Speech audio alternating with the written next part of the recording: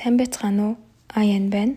Энэ удаагийн бичлэгээр та хэдэд маш гоёмттай зөөлөн Спартак тортны жорыг хуваалцах чинь. Амар гоёмттай болдог тортыг заавал хийж үзээрэй. За бидэнд хэрэгтэй бүх орцыг бичлэгийн доор мэдээлэл хэсэгт оруулсан байгаа. За эхлээд хэдүүлээ кекийн үүнд болохоор 1 савнд өндгөө хийж дээрээс нь 9 чихрээ хийгээд маш сайн нэгэн жигд боллон утгаж өгөрөө.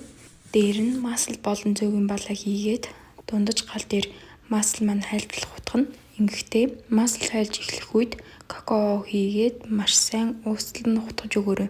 Дараа нь хүнсний сод болон давсаа хийж маш сайн утгана. Ингэхдээ хүнсний сод болон зөөгөн бал маань рэгц үзүүлж ингэж хөөс үүсдэг. Ингээд хэмжээ нэгсдэг байгаа. Яг энэ үед плеткээс аваад дээр нь гурилаа баг багаар хийж өгөөд нэгэн жигд зурмаг бодлох утгана. Дараа нь ахаад гурил нэмж өтгөн зурмаг болгоно. Үүнийгээ тусдаа хуурай гурил хийж агаад дээр нь саяны зурмагаа хийж гараараа маш сайн зөөлөн гурил зуурах шаардлагатай. Энэ үед зурмагндаа нэмж байгаа хуурай гурилны хэмжээ их эсвэл бага байж болно.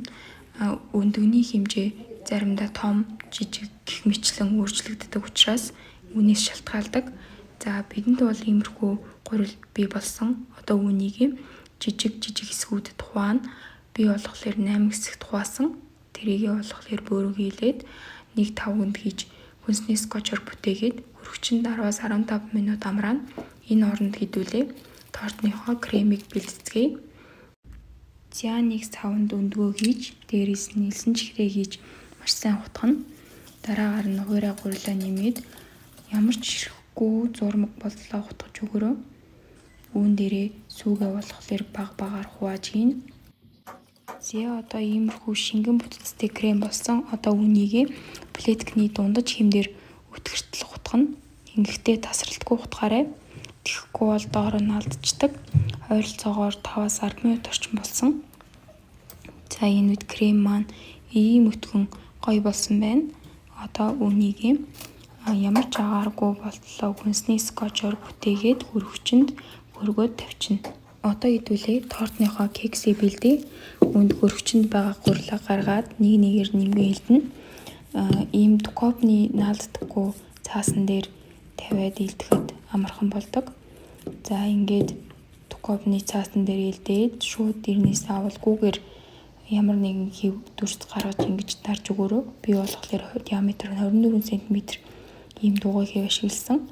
Тэгээд илүү гарсан гурилнуудаа цуглуулад торто чимэглэхдээ ашиглах үермөгийн илсэн гурилаа ингээд хэд хэсгээс нь хүлж өгөрөө. Дараа нь листэнд тавиад урдчилж халаасан цууханд дээр доор хосно 190 градуст 5-6 минут болгоно. Ингэж болгож байхдаа дараагийн кекийг бэлдэж агаарай. Кек ийм болсон байна. Одоо болгоомжтой цаасаа эргүүлж аваарай. За яг ийм дараалалаар үлдэгдэл бүх кекнүүдийг болгоно. Торто чимэглэхдээ ашиглах нэг кекээ арай удаан 10 минут орчим болгоорой. Тэрийгээ би муутанд хийж агаад элдвэрийн тусламжтайгаар үермөг болтолн жижиглсэн байгаа. Одоо хэдүүлээ крем рүүгээ эргээд орцгоё. Өрөөний температурт байгаа маш сайн зөөлрсөн маслоогоо цагаартал ойролцоогоор 2-3 минут миксердэнэ. Дээр нь бага зэрэг молгоо нэмж мөөдөл миксердэд өгөрөө. Тэгээд хүрсэн байгаа кремээ бага багаар хийн. Ингэхдээ би 2 хувааж хийсэн. Дараа нь үүнийг мөөдөл крем бол маш сайн миксердэнэ. Ингээд крем маань бэлэн боллоо. Маш гоё амттай крем болсон байгаа шүү. Ингээд бид бүгдийн хамгийн гоё дуртай хэсэг кремээ түрхэнэ. Бүх кекэндээ би болохоор 2-3 албаг крем түрхсэн. Хэрвээ таад маань крем ихтэй тийм тортод дуртай байх юм бол кремээ ахиухан хийгээд их түрхэж болно. Би болохоор тийм ялуун амтанд дургу учраас иймэрхүү хийсэн. Гэхдээ инглигээд крем нь багдаад тийм муухай болсон юм бол байхгүй. Амар гоё амттай энэ ч гэсэн амар гоё болдог. Та хэд маань заавал хийгээд үзээрэй. Ингээд тортныхоо бүх давхаргад кремээ жигд тарааж түрхээд сүүлд нь болохоор үлдсэн кремээ гадуур нь жигд бүрээд өгнө.